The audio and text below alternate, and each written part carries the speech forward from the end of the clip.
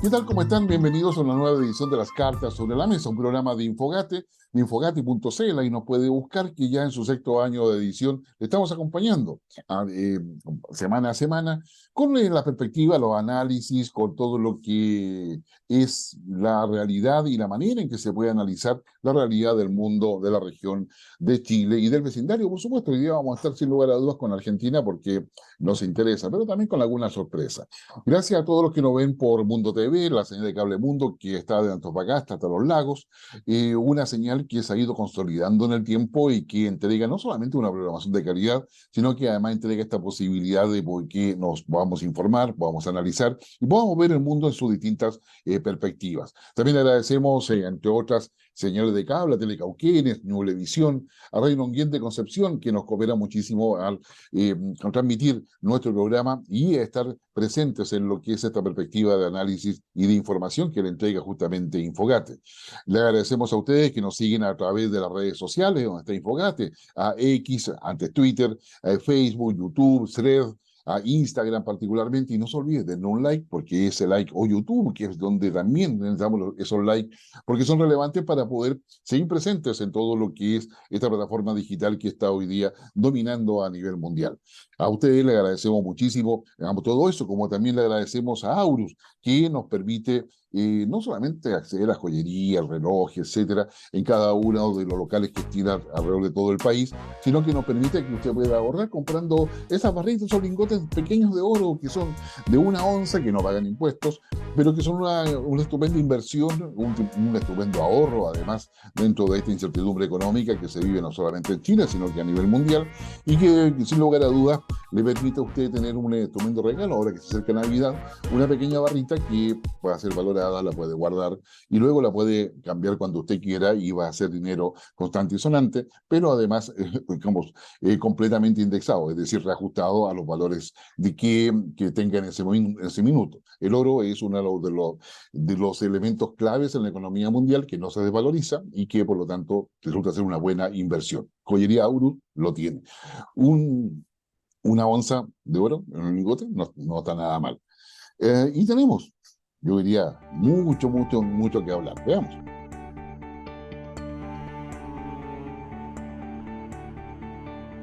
Bueno, como todos sabemos, efectivamente, la situación en América Latina está, yo diría, si no compleja, incierta, yo diría, para usar las palabras que se utilizan hoy en día, estamos entre las policrisis, las multicrisis, pero nadie duda de que hay una suerte de crisis porque hay urgencia de decisiones, hay urgencia de resultados, y todo eso, sin lugar a dudas, como coloca presión sobre los gobiernos, sobre la democracia y también sobre la ciudadanía que espera respuestas. Es el caso de Ecuador, que acaba de asumir el presidente más joven probablemente en toda América Latina, quien va a cumplir 2 años solamente de gobierno porque reemplaza a Guillermo Lasso, que hizo la muerte cruzada, es decir, disolvió el Congreso, también renunció, no fue a la elección, y es justamente Noboa, un presidente joven, el que tiene que asumir la crisis de Ecuador, que es de seguridad económica, bueno, como todos los países de América Latina. También tenemos la situación en Bolivia, que está yo diría, en un ambiente de ingobernabilidad evidente en términos de las percepciones que se tienen desde fuera. En un contexto distinto está lo propio en Perú. ¿Para qué hablar de lo que es la situación de un Petro que está enfrentado por la polarización de la sociedad, pero también a una incapacidad de poder avanzar en su programa porque no tiene la mayoría en el Congreso? Digamos, y una izquierda que se siente debilitada particularmente por lo que pasó en Argentina con el triunfo de Milei, y así lo ha hecho ver tanto Lula como el mismo Petro. Y tenemos una serie de cosas, bueno, en Chile tenemos un próximo plebiscito el 17 de diciembre para ratificar o no una propuesta constitucional que está colocando claramente la agenda política en torno a ese tema, y también con grado de polarización que, si bien es cierto, no están involucrando a toda la sociedad, sí, obviamente la élite se ha ido alineando en dos posiciones claramente concretas y que al final pueden transformarse en la práctica en un plebiscito no solamente a la Constitución, sino que a la gestión de Gabriel Boric, el presidente de Chile. Bueno, pero para conversar sobre esos temas, Argentina particularmente, tenemos a un invitado que ya ha estado con nosotros y que la verdad, Alejandro Esteves, nos ha dado la vez pasada una lección de historia sintética, pero muy clara respecto a lo que es la política argentina. Bueno, Alejandro, muy bienvenido. Alejandro, espérate, déjame. Alejandro es profesor de la Universidad de Buenos Aires, déjame presentarte. Sí, Y lo voy a hacer gracias. breve, discúlpame, digamos, es el director del Instituto Nacional de Administración Pública. Tiene un doctorado en Administración de Políticas Públicas en la Universidad de Quebec, en Canadá. Y además un postdoctorado en la ciencia económica, en la Facultad de Ciencias Económicas de la Universidad de Buenos Aires, y entre muchas otras cosas más, asesor internacional en varios organismos, y también es miembro del comité de la revista, o sea, es miembro del comité editorial de la revista Politics and Policy. Alejandro, muy bienvenido, muchas gracias por estar con nosotros nuevamente. Muchísimas gracias, Guillermo. Como siempre te digo, tu programa es un programa muy amable porque presenta bien a la gente, deja hablar, o sea, clarifica las ideas. Así que es un gusto estar aquí contigo de nuevo. No, la verdad feliz porque primero, digamos, tienes una capacidad y eso siempre se agradece de poder comunicar las ideas. Y eso, yo diría, para quienes nos siguen, digamos, hemos recibido muy buenos comentarios. Pero yo quiero ir a una cosa, supe a raíz de la coordinación para poder hacer esta entrevista, de que andabas en Cuba, allá por el Caribe. Una Cuba que es emblemática y señera para la izquierda de América Latina en forma histórica, me atrevería a decir. ¿Cómo te encontraste en Cuba? Ya, bueno, ¿y qué estabas haciendo allá todo Sí. esto? Bueno, estimado Guillermo, la pregunta sobre Cuba es muy buena porque vos sabés que Cuba es un país emblemático para todas las izquierdas latinoamericanas, ¿no? Cuba también muestra una situación crítica, si bien el país tiene una cara un poco más organizada, ¿no? En el sentido de lo social, o sea, la pandemia impactó fuertemente en Cuba, pues, digamos, como ustedes saben, uno de los principales ingresos de Cuba es justamente el turismo. Y la pandemia le pegó en un lado muy sensible a Cuba, que es justamente los ingresos de dólares por turismo. Entonces, eso hace que el Estado cubano esté en un déficit bastante grande de recursos, esté en una necesidad muy grande de dólares. Y a su vez hay un proceso de apertura. O sea, ya el cubano no tiene miedo a hablar de política, el cubano interactúa mucho más con el turismo que lo hacía antes, ¿no? Entonces, eso es muy, muy interesante. Y por otro lado, hay algunos signos de apertura. ¿Me escuchas bien ahí? Sí, sí, perfecto. No, Sí. sí. Hay eh, algunos signos de apertura, por ejemplo, los cubanos pueden comprar sus casas, ya no hay una provisión de comprar sus casas como antes, los cubanos pueden vender sus casas, hay bastante gente que está emigrando a Estados Unidos, es decir, venden sus casas a otros cubanos y mm, con ese dinero van y se van a México y luego se van a Miami o a alguna otra ciudad de Estados Unidos. Pero generalmente hay un proceso, digamos, Cuba está perdiendo a una parte de su gente, por así decir, o la más capacitada o la más adinerada, ¿no? mm, Y está también gente que antes trabajaba en el sistema de salud, prefiere dejar el sistema de salud para trabajar en turismo. O sea, ganan muchos más, sus ingresos son mayores trabajando con el turismo que trabajando como profesional en algún área del Estado, ¿no? Pero bueno, es un poco es eso. Pero no es Cuba el país tan cerrado como era, si vos querés, hace 10 años atrás. sí. O sea, Eh, oye, Alejandro, recordemos que Cuba hizo un cambio constitucional importante hace algunos años, que se pensaba que no iba a resultar, pero que lo que tú me dices un poco me indica que va siguiendo un poco la línea de China, más que mantener, digamos, lo que es la herencia soviética, que era lo que alimentaba justamente el quehacer económico, político y social de Cuba. Exacto, muy buena lectura, Guillermo. Exactamente. Del paraíso comunista se salía de dos maneras, o por explosión o por control, ¿no? Los rusos prefirieron salir por explosión, ¿no? Explotó todo, explotó la Unión Soviética, mientras que los chinos prefirieron salir por control. ¿Cómo es este esquema? Controlar muy fuerte la política y abrir algo el mercado, que a China le funcionó. O sea, los cubanos, tal cual vos indicás, están siguiendo el modelo chino de apertura de cómo dejar atrás el socialismo.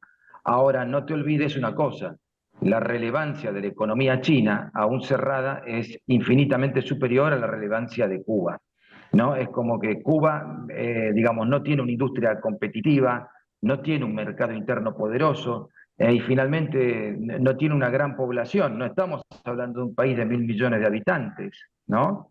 Entonces, pero, digamos, como signo de apertura, yo pienso que es positivo que empiecen a poder comprar sus casas, empiecen a poder si los cubanos que pueden comprar dólares, hay un sistema ya de libre flotación del peso cubano que antes no había, también hay inflación, es decir, bueno, y justamente, y hubo protestas, en la pandemia hubo algunas protestas sociales que no fueron reprimidas de las formas duras que en las que estaban acostumbrados a reprimir protestas, ¿no?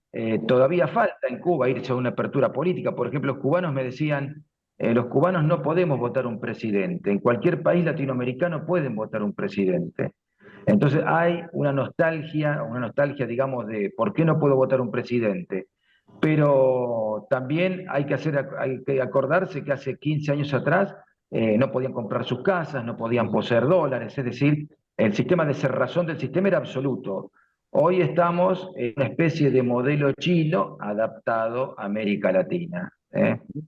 Como Ok. siempre, Guillermo, la perfección no existe, pero sería deseable que ese país se abriera más, incluso desde el punto de vista democrático, porque sabemos eso va a permitir que se oxigene, Cuba se oxigene su clase dirigente, ¿no? Etcétera, etcétera. Pero hay signos de esa apertura y siempre uno se pregunta por la ansiedad de la población, porque siempre la población dice, bueno, ¿y los cambios cuándo llegan, no? Pero bueno, es un poco eso, que lo vemos por toda América Latina. Sí, no, finalmente así, o sea, la apertura en Cuba yo creo que es un buen síntoma, pero claramente va a ser lenta porque la casta dominante no está dispuesta a ceder tanto espacio de poder. Pero también recordemos que Cuba no tiene tradición democrática, es decir, Cuba no conoce la democracia, en consecuencia, fortalecer la institucionalidad de partidos políticos, de forma de pensar distinta, etcétera, es todo un proceso que me da la impresión que ha avanzado muchísimo en los últimos 10 años, pero claramente falta mucho más para que se consolide. O sea, como siempre, la solución más sencilla al problema cubano no es la que se puede adoptar. No solo por los cubanos, sino también por los americanos, ¿no? Es, Pero bueno, las cosas son como son.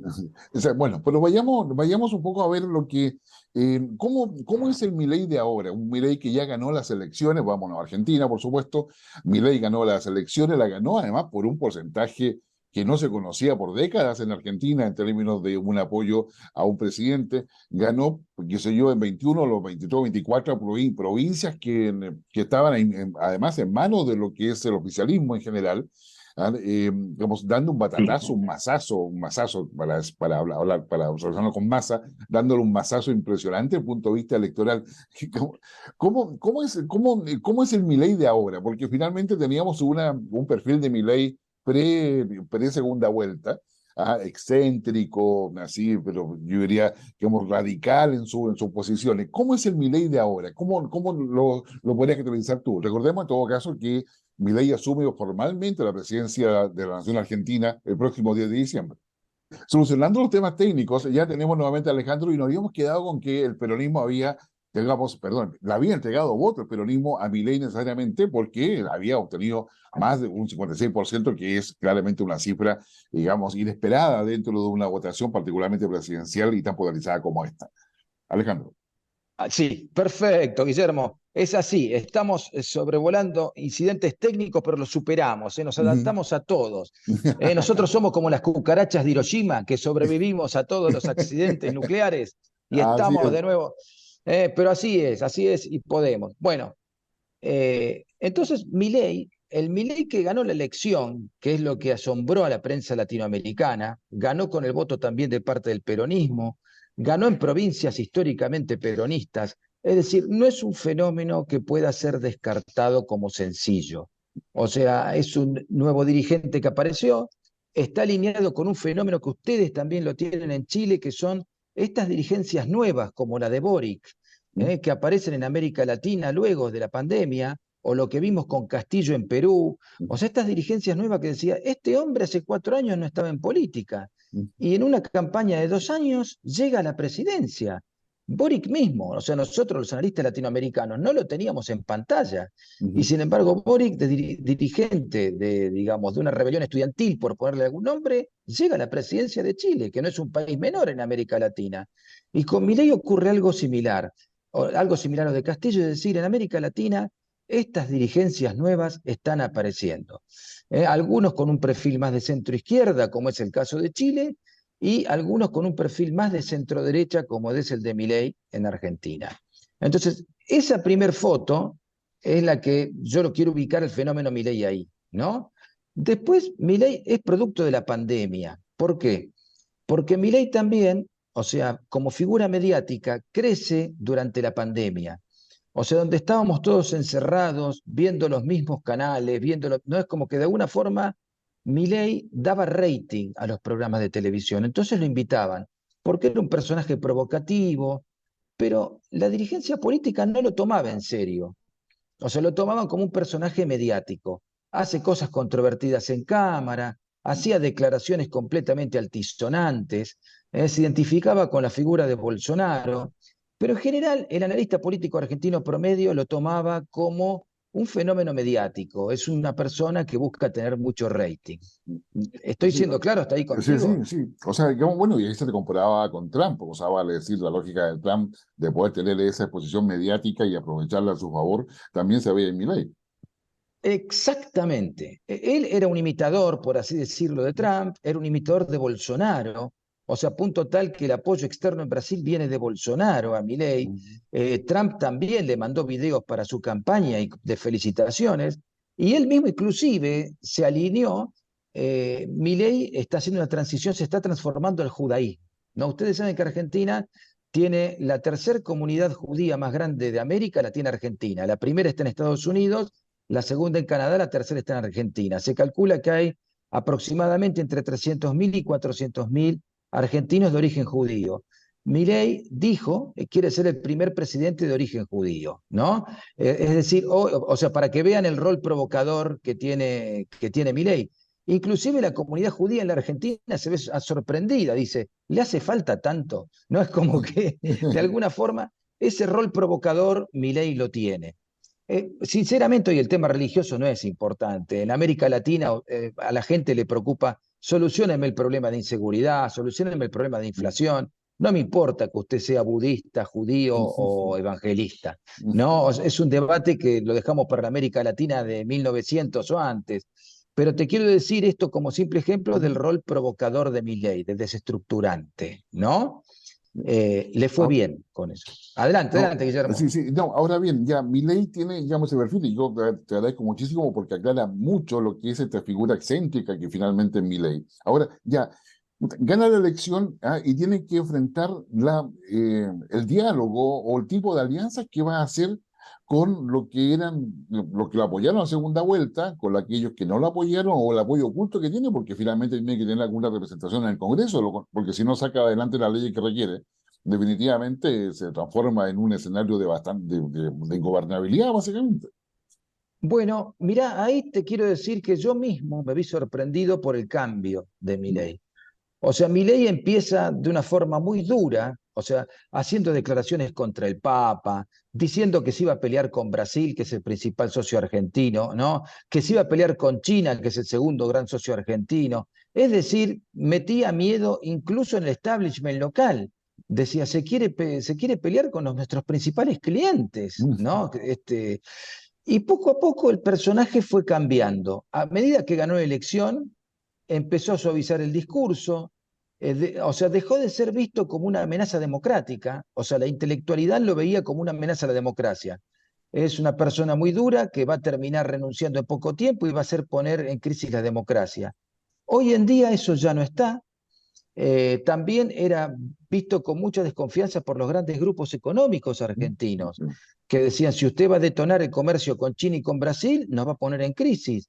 Automáticamente dejó de ser tan agresivo con China, dejó de ser agresivo con Brasil, invitó al presidente Lula a la Asunción, se comunicó con el Papa y limó las asperezas, es decir, es un candidato que ahora era agresivo para el establishment y para la casta política también, y que hoy en día no es tan agresivo.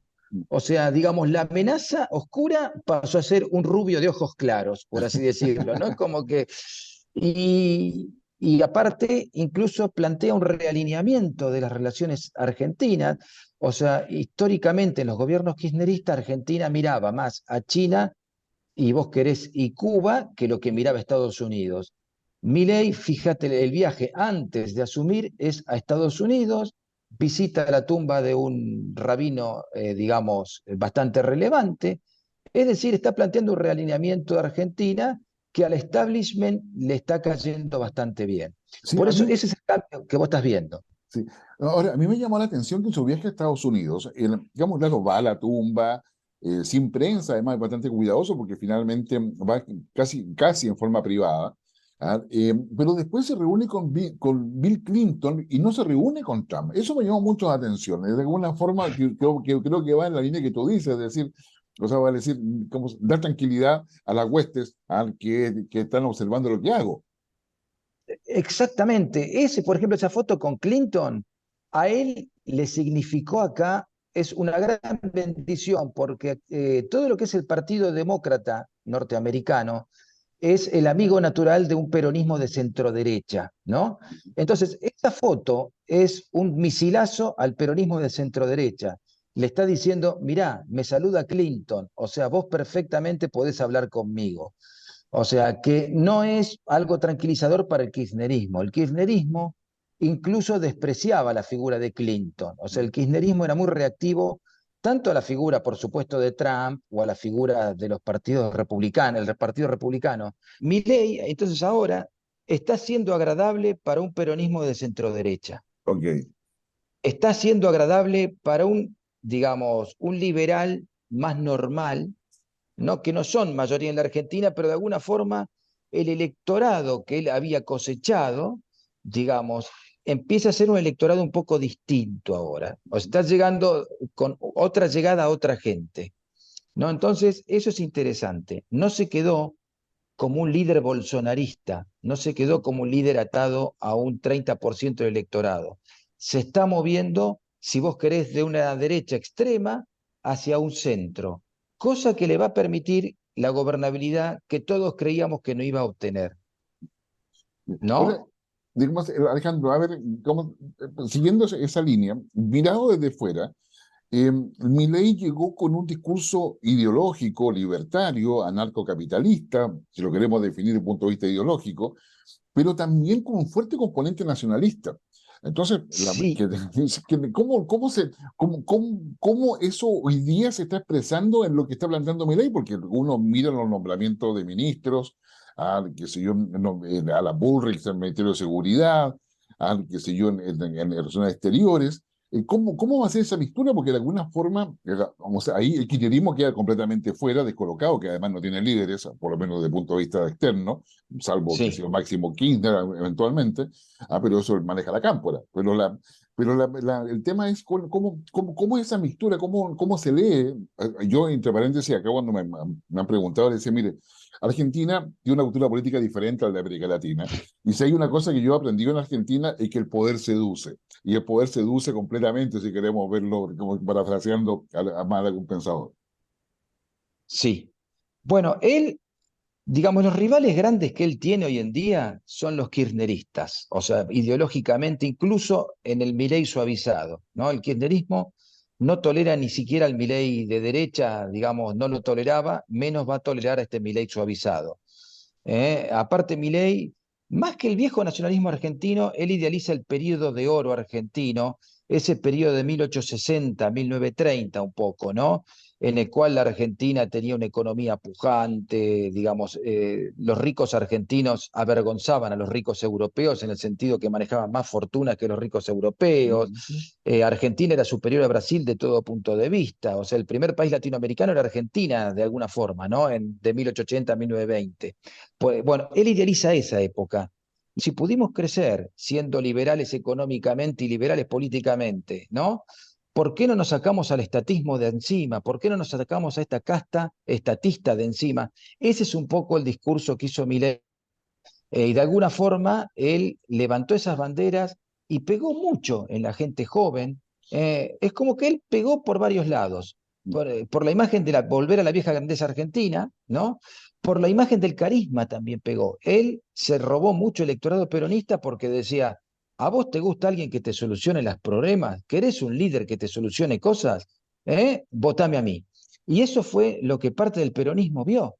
¿no? Un peronismo que ya venía desencantado con un Massa, con Cristina. Mm, Entonces, ese peronismo, o sea, el peronismo, lo explicamos la otra vez, mm, es un movimiento, no es un partido. Con lo cual el peronismo es muy seducido por los líderes fuertes, ¿no? O sea, la definición peronista es una cosa, hay un líder que seguir, ¿no? Una vez que el peronismo encuentra un líder, sea de centro derecho, centro izquierda, lo sigue. Bueno, Milei les robó una base a ellos, les robó una base peronista que no es menor. La gente de menores ingresos, o sea, lo que es el electorado peronista duro, ¿no? Parte se lo robó él. Entonces, ese es el tema que están viendo. Por eso, lo que estamos viendo hoy en Milei es un economista en transición. O sea, una persona que creíamos que era, digamos, un fundamentalista, un talibán, hoy está siendo, si vos querés, desde el punto de vista político, una persona más conciliadora, está atrapando gente, es decir, cambió, no es el Bolsonaro que imaginábamos que estaba, está mm, corriéndose hacia un perfil más amable. Sería algo más similar a una centro-derecha chilena lo que está pasando hoy en día, ya. ¿no?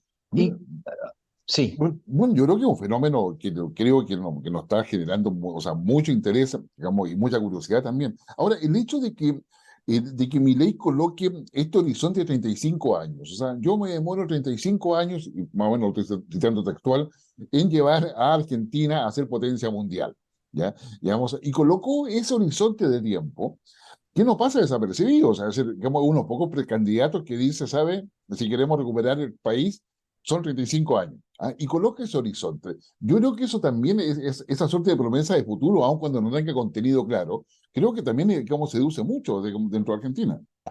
O sea, en mi ley también hay un castigo a los sectores dirigentes argentinos. Te digo por qué. Primero, a este gobierno, aunque parezca mentira, este gobierno le está pegando fuertemente la inflación que no controló y hubieran podido. O sea, el peronismo le está siendo recriminado por los analistas políticos, le dicen, ustedes rifaron el poder por no querer haber hecho un ajuste mínimo, que es cierto, ¿no?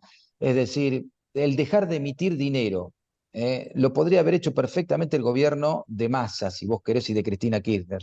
No quisieron. Entonces hay una parte de cierta casta política que dices, ustedes prefirieron perder una elección a realizar un ajuste. Ahora les va a realizar el ajuste otra persona, con otras personas sentados en los cargos y nosotros viendo el poder desde afuera. Hay un establishment peronista que está diciéndole eso al peronismo de hoy en día. Mm. Y por supuesto dice, y los culpables de eso son Cristina Kirchner, Massa. O sea, el peronismo cuando pierde empieza a buscar mariscales de la derrota, ¿no? Usted me llevó esta derrota. Necesitan eso, ¿no? Es como que tiene que exorcizar a alguien y dice, el demonio de la derrota es usted. Lo vamos a echar a usted y vamos a volver a ganar, ¿no? Bueno, es como que hoy el peronismo está en modo reseteo. Y Milei le está buscando ese peronismo de centro derecha para llevárselo consigo. Es muy astuto en esto, ¿no? Entonces, ese es el tema.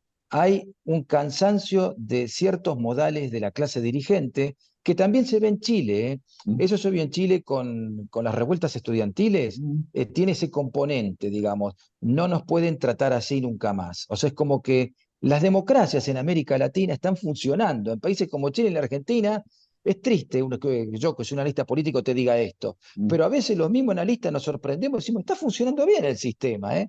O sea, nos sorprendemos porque a veces esperamos cambios menores a los que realmente ocurrieron. Y eso es muy interesante. Y en mi ley estamos viendo eso. Primero creíamos que peligraba la democracia, no está peligrando. Creíamos que teníamos un líder duro de entrada, estamos teniendo una persona adaptable. Creíamos que no iba a haber diálogo, empezó a haber diálogos.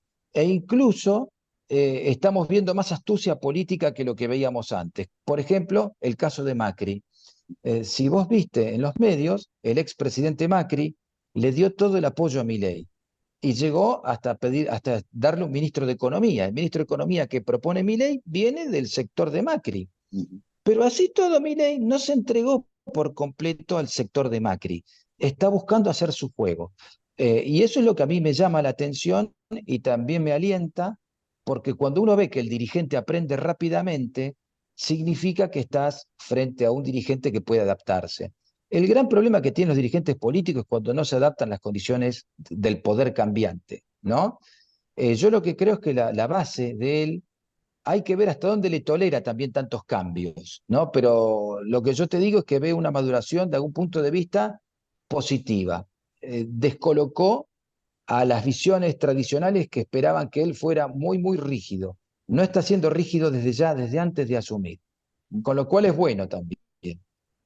Ahora, los demás partidos políticos pequeños que hay en Argentina, bueno, ni tan pequeños, pero que son también parte del sistema político tradicional argentino, yo creo que también se enfrentan a un replanteamiento. Es decir, yo creo que se quiera o no se quiera, esta adaptabilidad de Milei, digamos, conlleva necesariamente a que todos tengan que definir o me arriesgo con él, ¿ah? O cavo más mi tumba en términos de rechazo ciudadano. O sea, creo que coloca un punto de inflexión interesante que probablemente es prematuro para poder decir qué cosa va a cambiar en el sistema de partidos, pero sin lugar a dudas, todo avanza hacia a un replanteamiento del sistema de partido, digamos, argentino, y donde Milei, sin querer queriendo, o queriendo mucho, como quizás eso es imposible saberlo hoy día, está dando los incentivos para que eso efectivamente suceda.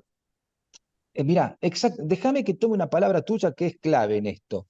Replanteamiento. Ujú. O sea, la aparición de Milei es como, viste en las computadoras el reseteo, Sí. se reseteó el sistema. O sea, en la Argentina es como que la elección de Milei significó apretar un botón y se reseteó el sistema político. El peronismo entró en una crisis grande porque perdió, porque se tiene que ir el kirchnerismo, porque la centroderecha peronista quiere recobrar al peronismo. Ese es un tema. Segundo, entró en crisis lo que era la oposición, que era Juntos por el Cambio, donde estaba el presidente Macri. Es decir, de alguna forma se reseteó también el partido de oposición que está explotado hoy en día, sinceramente, ¿no? Ujú. Y también se resetearon los viejos liberales, que creen que pueden llegan al poder de una forma imprevista. Entonces, de alguna forma, lo que están viendo es un reseteo del sistema político argentino. Y esto le va a permitir a Milei construir su fuerza de apoyo de gobierno, que este era el gran problema que le veían los analistas políticos. Los analistas políticos decían, una persona que no tiene ni el 20% de los diputados propios no puede sacar leyes en el Congreso. Cosa que ahora podemos decir ya no va a tener un 20%, puede llegar a juntar hasta un 30 y pico, 40% de los diputados, que es lo que le aseguraría cierta estabilidad legislativa, ¿no? Pero por eso también hay un reseteo del sistema político, que esto es lo que hay que ver, ¿no? Y por eso también las oposiciones están viendo cómo se reciclan. Lo que vos dijiste, hay mucha gente que está diciendo, me conviene apoyarlo a Milei o espero que cometa algunos errores y me pongo en el polo opositor, ¿no?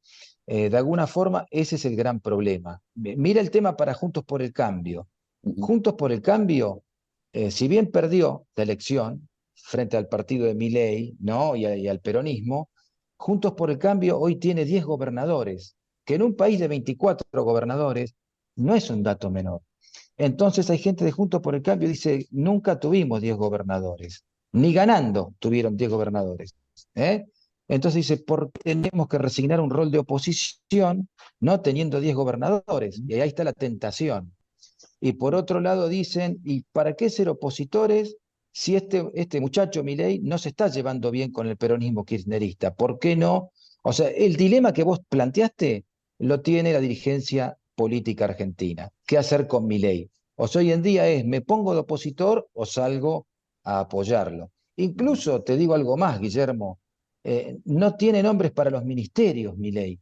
O sea, Milei tiene, digamos, una estructura de seguidores tan pequeña que no tiene nombres para los ministerios.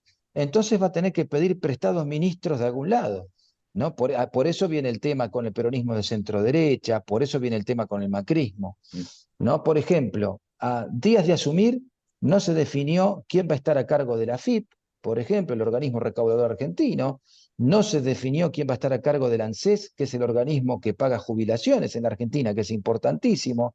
Es decir, tiene unas vacantes ministeriales muy grandes, ¿no? Y tampoco define, por ejemplo, el Ministerio de Trabajo lo puso dentro de un futuro Ministerio de Capital Humano, ¿no? Es un ministerio clave en la Argentina, el Ministerio de Trabajo, porque vos negociás con los sindicatos ahí, negociás con el peronismo. O el Ministerio de Salud está dentro de ese Ministerio de Capital Humano, o Ministerio de Educación. Es decir, faltan falta todavía mostrar un gabinete, que es lo que no está haciendo. Pero te vas a reír, Guillermo. La opinión pública está encantada. O sea, la opinión pública argentina no está preocupada con que a 10 días de asumir o menos no tengas todavía nombres de ciertos ministerios. O sea, la gente sigue estando contenta con esto de se reseteó el sistema político. Sí, Que esto es un tema a tenerlo muy, muy en cuenta. sí, ¿no? Y ¿Eh? tener un líder además, o sea, digamos, tener una persona que ejerce como líder, rupturista o disruptivo, como quiera, pero que finalmente aparece con una imagen, que se persigue con la imagen del liderazgo. Sí, sí, sí. O sea, la Argentina también es muy sensible a la imagen del líder. No, Alejandro, no, como que termine la idea, pero también ir un poco a las relaciones en la región y con las potencias. Es decir, él eligió a Estados Unidos, Israel, pero también está el Mercosur con una presión grande al lado, porque eso implica a Brasil, obviamente. Está el tema de China, está el tema de India, está el tema de Chile, que no es una relación tampoco fácil. ¿Cómo se ve todo eso? Mirá, si yo fuera chileno, estoy tranquilísimo. ¿Por qué? O sea, porque Milei en su ideario lo ve a ustedes como una economía prolija. No sé si se va a llevar bien con Boric por un tema si vos querés, de personalidades, pero el modelo mental respecto de lo que es una economía ordenada, seguro Milei va a caer la ficha a favor de Chile, ¿no? Entonces, y en este pragmatismo que está viendo, tal vez no se abrace mucho con Boric, ¿no? Pero al fenómeno económico Chile lo tiene muy clarito. Es más, lo citó como buen ejemplo económico varias veces a Chile. Con lo cual, ahí ustedes tienen, si vos querés, el 60% del problema solucionado. O sea, los ve como ordenados, los ve como prolijos, los ve como economía de mercado. No creo que vaya a tener gestos negativos hacia Chile. Es más, tiene una obsesión por respetar los contratos, ¿no? Cosa que en Chile es una cosa muy, muy apreciada. Así que en ese sentido no va a haber problema. Yo el problema lo veo de él en política exterior, lo veo con Lula. O sea, porque Lula de alguna forma le plantea, o sea, Lula está planteando un mundo distinto al alineamiento con Estados Unidos que Milei quiere buscar. O sea, los gestos que está dando es alineamiento con la Unión Europea, está reflotando el convenio que había Mercosur-Unión Europea, que curiosamente ese convenio lo estropeó Bolsonaro, ¿no? Había un convenio firmado para que el Mercosur pudiera tener alguna forma de asociación con la Unión Europea, él está retomando eso, ¿no? Con lo cual es muy interesante esto. Por eso te digo, yo lo que planteaba, me parece que puede haber algún chispazo con Lula, porque Lula quiere ir hacia los BRICS, ¿no? Es eso el tema, quiere llevar a Sí. América Latina hacia los BRICS. Y Milei, el norte de él es Estados Unidos. Entonces ahí puede haber un cimbronazo. Pero como vos sabés, los brasileños también son pragmáticos. Van a buscar alguna forma negociadora para que se sientan cómodos los dos en la foto, ¿no? Sí, Entonces, sí, ahí está el tema, ahí está el sí, tema. Por eso sí. yo no veo, ¿sabes? Hubiera estado muy preocupado si veía esa rigidez ideológica de los primeros días. Ahora no estoy tan preocupado porque no veo esa rigidez ideológica grande. Entonces, eso es lo que me permite decir que de alguna forma no es tan amenaza. Lo que sí te puedo hacer una comparación interesante, si me permitís. Sí, por favor. Milei también tiende a sobreactuar.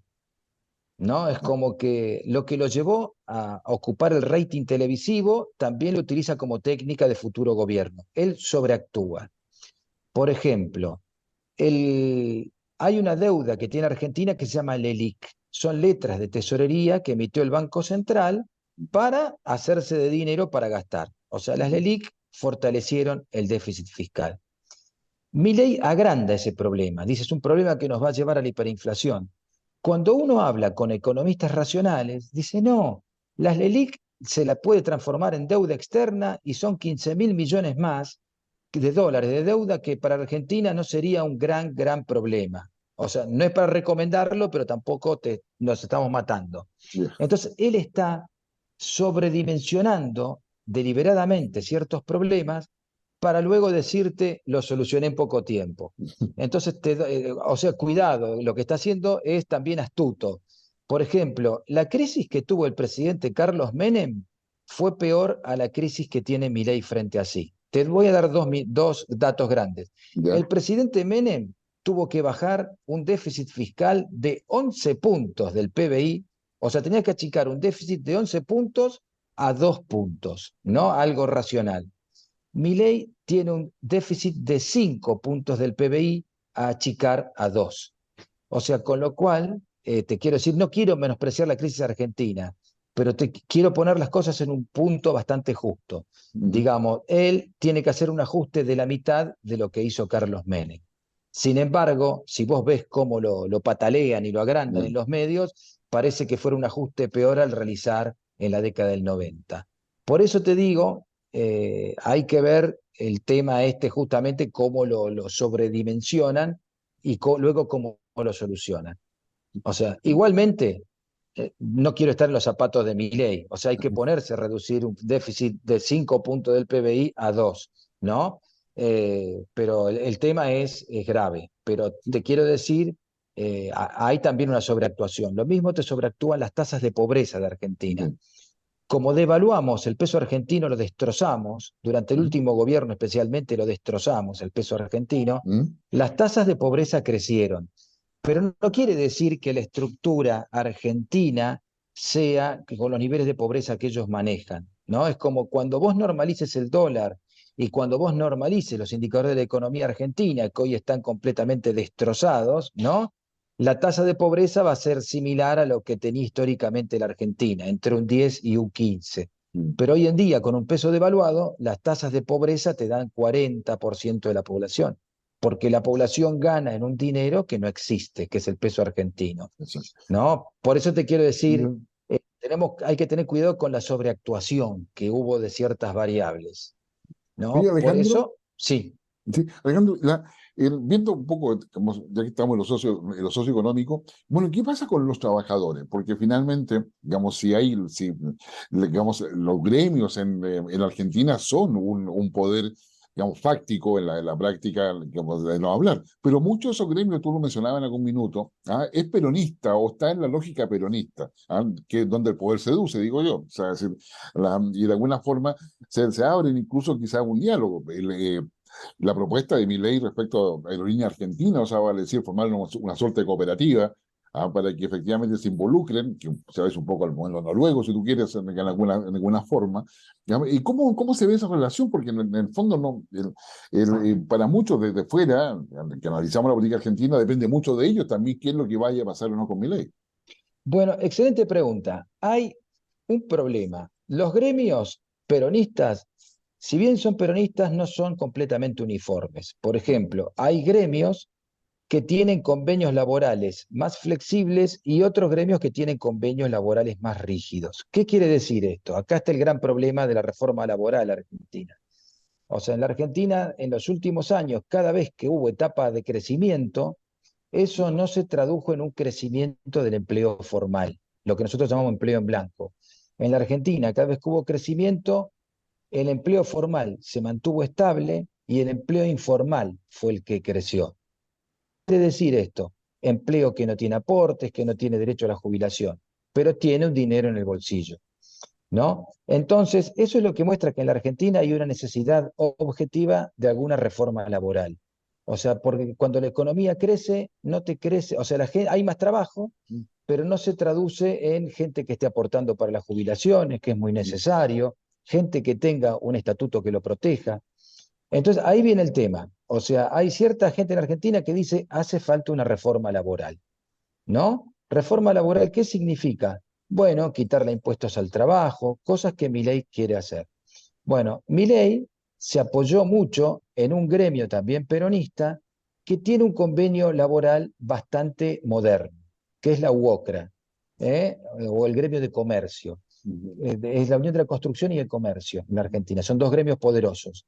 Bueno, ¿qué régimen laboral tienen esto? Tienen un régimen en el cual la indemnización no es un peligro. O sea, el gran temor a contratar un empleado formal en la Argentina es que te haga un juicio y pagues una fortuna por indemnización. Entonces, ¿qué hacen los empresarios? Buscan contratar en negro, porque al contratar en negro no hay que pagar indemnización. Entonces, ¿qué pasó en esos dos convenios que Milei toma como norte? En esos dos convenios no hay cláusula indemnizatoria. Hay un seguro de desempleo que lo pagan entre el trabajador y el empresario. Entonces, cuando llegue el momento de echar a la gente, no se paga una fortuna, que es un poco como hay en Chile, ¿no? Sí, sí. Entonces ese es el gran tema. Milei va por esa reforma, ¿no? Entonces, y ojo que la gente lo entendió perfecto que iba por esa reforma, ¿no? Lo votaron a pesar de eso. En ese tema él fue muy claro, vivía diciendo que había que ir a una reforma laboral. El tema está que hay una buena parte del mundo laboral argentino que no tiene ese tipo de convenio, ¿no? En el cual, digamos, hay una buena parte de los gremios que te defiende ese sistema un poco rígido. Entonces ahí es donde se van a ver las cosas. Pero, atención a lo que te digo, Mm. los gremialistas argentinos, o sea, lo que voy a decir ahora es complicado, se representan más a sí mismos que lo que representan a sus bases, ¿no? ¿No? Entonces, que este es un poco Sí, el tema de la casta que él habló. sí. O sea, mi dirigente, o sea, nuestros dirigentes se representan más a sí mismos de lo que se representan a sus bases. Mm. Entonces, ese es un tema, digamos, el peronismo que defiende esa rigidez salarial, también es un peronismo, o sea, los sindicalistas son propietarios de cosas, son propietarios de grupos empresarios. No estamos hablando de dirigentes sociales empobrecidos, ¿no? Entonces, de alguna forma, entre los gremios va a pasar esto. ¿Van a ver el problema de reforma laboral como empresarios o lo van a ver como sindicalistas? Y ese es el gran tema que viene. Ese es el gran tema que viene. Por eso hay que prestarle atención a lugares como el Ministerio de Trabajo, en el cual Ok. todavía Milei no tiene designado a nadie y agrupó Ministerio de Trabajo, de Salud y de Educación bajo un Ministerio de Capital Humano, ¿no? Y puso una ministra, una persona, si vos querés, interesante, Mm. pero uno dice, pero usted abajo tiene tres ministerios grandes, señora, ¿no? Entonces es un poco el dilema. Pero pero la figura del líder tapa todo eso. Mm. O sea, aparte No, todavía no asumió. Entonces ahí un poco exactamente. está el tema.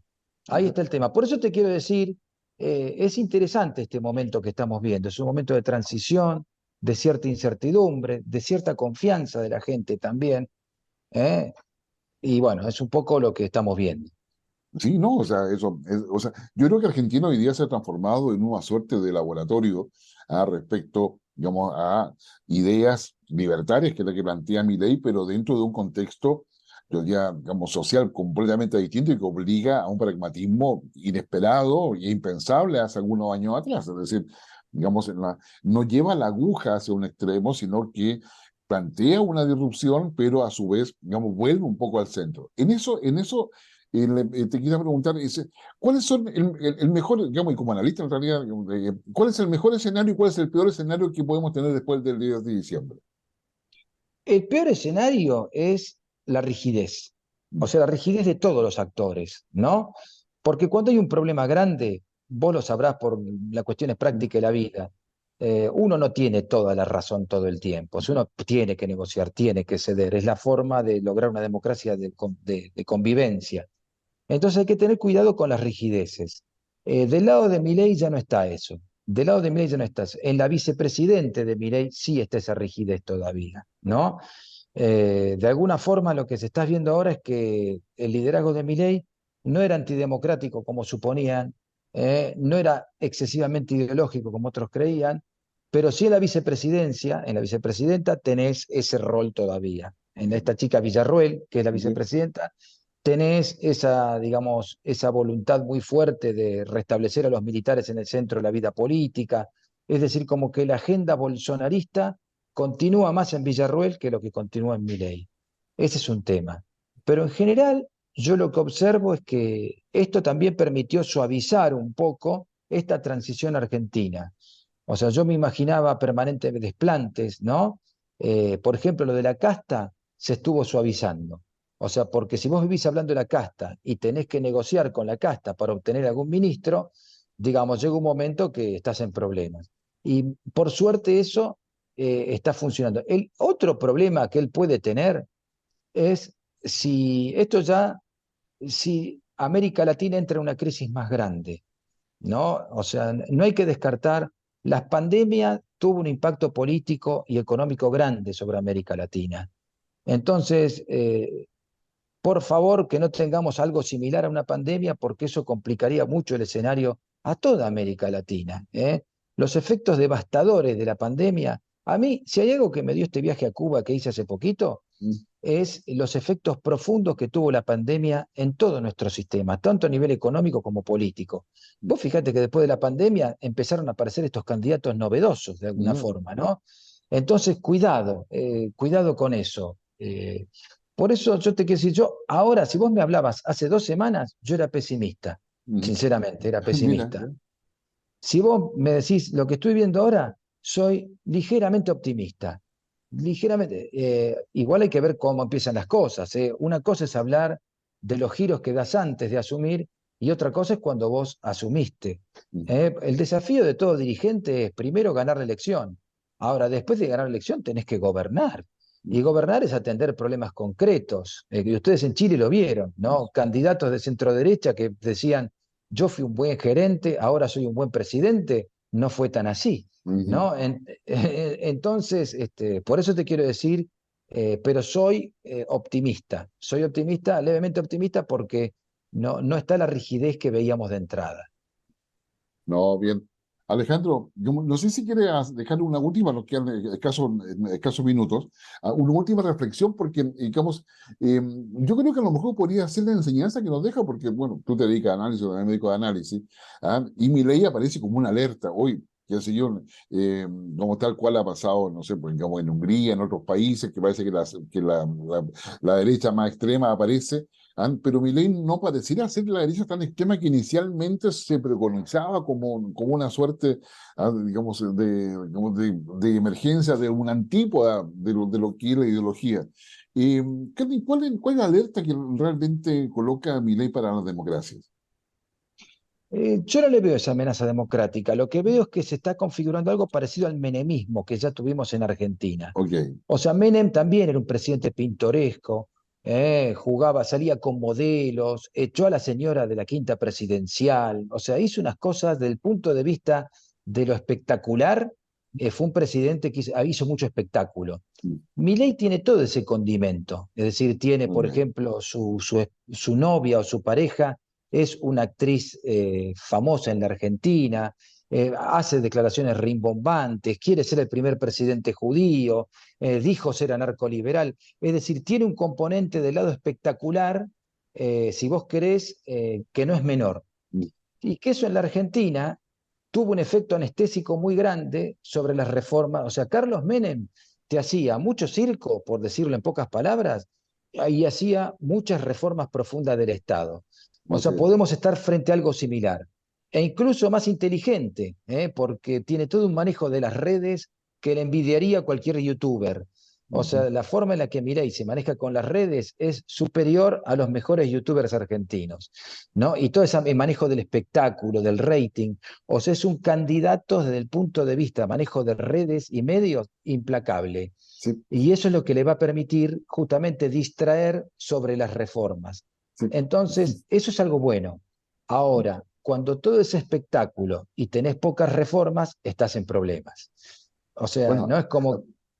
bueno, ahí yo creo que va a depender mucho de los nuevos operadores políticos que tenga Milei. Yo me recuerdo de Menem, que tenía operadores políticos de muy alto nivel, muchos ubicados en el Senado, y que eran los que hacían justamente las redes y articulaban, digamos, todas las reformas y los acuerdos políticos con los demás partidos. Pero yo creo que ahí va a depender mucho de los operadores políticos que tenga Milei, definitivamente conociendo el sistema político argentino. Exacto, Guillermo. Mirá, ahí diste en la clave que no hablamos hasta ahora. Mm, La persona en la que él se está apoyando se llama Guillermo Francos. Guillermo mm, Francos es el ministro de Interior que está recontra confirmado mm. y es una persona que viene de un viejo partido de centroderecha argentina que se llamaba Movimiento Federal, ¿no? Era el partido de un ex militar, Manrique se Ujú. llamaba, pero este hombre, Guillermo Francos, tiene mucha cintura política, fue funcionario del BID, fue funcionario político, es decir, él está recurriendo a un personaje no tan conflictivo de la casta para realizar las negociaciones políticas. Y a quien tiene la jefatura de gabinete es Pose, se llama de nombre, es un viejo gerente del grupo Eurnequian, es decir, puso en la jefatura de gabinete a alguien con mucha capacidad de gestión. que justamente es el problema que tuvo el gobierno de Cristina. El gobierno de Cristina tuvo, digamos, muy mala gestión, o sea, gestionó muy mal la parte del día cotidiano de la política, ¿no? Y ya Milei, las designaciones que tiene ahí no son malas. Hay que ver, porque el partido no lo da solamente. Pero de alguna forma yo te digo lo que se está viendo es que no está haciendo locuras, que es lo que se esperaba que hiciera desde el primer día, ¿no? Con lo cual, no es una cosa mala, no es una cosa mala. No, sin lugar a dudas. Alejandro Esteves, desde Buenos Aires, digamos, es director del Instituto Nacional de Administración Pública, profesor de la Universidad de Buenos Aires, la famosa UBA, digamos, doctorado en Administración y Política Pública en la Universidad de Quebec, en Canadá, después doctorado en Ciencia Económica, bueno, y analista político, que finalmente es lo que lo convoca para conversar con él, aparte de todo su conocimiento. Así que, Alejandro, muchas gracias por tu disposición y por toda esta entretenida conversación, porque la verdad es que coloca muy bien en contexto cuáles son los elementos clave que hay que mirar, qué es lo que sucede, cuáles son las redes que se están hoy día conformando con un Milei pragmático, ¿ya? Sí. Así que yo te agradezco muchísimo. Pero sí, escúchame, y a Boric aconsejalo, Milei a sí mismo se percibe como un rockstar. O sea, dado que a Boric le gusta el rock argentino, ahí tenés un punto de encuentro con Milei. No hay que dejar pasar la oportunidad de acercar a Argentina a Chile, porque nos permite colaborar con las democracias latinoamericanas. Vos sabés que la democracia latinoamericana está empezando a mostrar signos de fatiga. O sea, hay Así gente es. que está diciendo yo prefiero no ser tan democrático. Y eso se hace juntando a los países latinoamericanos, a buscar soluciones, a buscar encuentros. Chile y Argentina no están tan lejos, así que en todo sentido. Por eso hay que seguir buscando acercar puntos de encuentro, puntos de intercambio, y el desafío está ahí, sinceramente. No, ¿Eh? totalmente de acuerdo con ello. Y vamos a pasar el dato a Boric respecto a que el rock puede ser un buen tema de conversación inicial. Que hable, que hable de eso, que hable de eso con toda tranquilidad. La música lo va a unir, y van a hacer más negocio de lo que todos creen. Y hacemos negocios todos en América Latina. Exactamente, ¿no? Y miramos al futuro. O sea, a mí me encanta la idea de Milei a 35 años, porque me gustaría pensar también a Chile a 35 años, que va a estar al lado igualmente, va a permanecer al lado de Argentina. Así que qué mejor que estar al lado de una potencia, y también conversarnos No, nosotros. somos Así socios, hay que es. verse como socios ya. Eso nos va a llevar lejos. Ok, Alejandro, muchas gracias, un gran abrazo, que estés muy bien y muy buen resto de semana. Gracias a vos, un gran abrazo. Y nos vemos Gracias. cuando vos digas. Ok, Gracias. muchas gracias, Alejandro. Y a usted que nos sigue semana a semana desde el norte de Chile, Antofagasta, a los lagos, y todo lo que es Ñublevisión, todo lo que es Radio Nunguien en Concepción, en fin, toda la red que semana a semana nos sigue en las cartas sobre la mesa, ya en nuestra sexta temporada, ya nos vamos a los 7 años próximos, al 2024. Y queremos agradecer. Aprovecho lo que nos ha dicho Alejandro, porque Alejandro nos ha colocado, yo diría, digamos, no solamente la prudencia, sino que también los elementos de análisis que uno debe tener para poder mirar a un presidente y no dejarse llevar solamente por la imagen, ya sea ideológica que se coloca de esa persona, digamos, por los mitos que lo empiezan a rodearlo, sino que más bien por los hechos y por los actos que está haciendo y la manera en que finalmente asume que el poder no, para que sea real, tiene que tener capacidad de, digamos, de convocatoria, pero a su vez de implementación, que eso es lo que está dentro del concepto de pragmatismo. Así que, digamos, convénselos este fin de semana, porque finalmente yo creo que nos hará bien también a nosotros para poder ver qué se aplica en Chile y de qué manera hay que mirar la política argentina, que es distinta a la de Chile, créame que sí, en muchos sentidos, pero ahí convergemos en una cosa: el poder es uno solo y el poder hay que saber ejercerlo. Y Milei justamente está ahora dando muestra de que tiene esa capacidad. Vamos a ver cómo la lleva a cabo finalmente una vez que asuma el 10 de diciembre. Bueno, convérselo con su familia, con sus hijos, con sus amistades y recuerde, la democracia se construye dialogando. Dialogue, porque finalmente es lo que nos ayuda a entender mucho mejor lo que está sucediendo. Nos vemos la próxima semana. Que estén muy bien.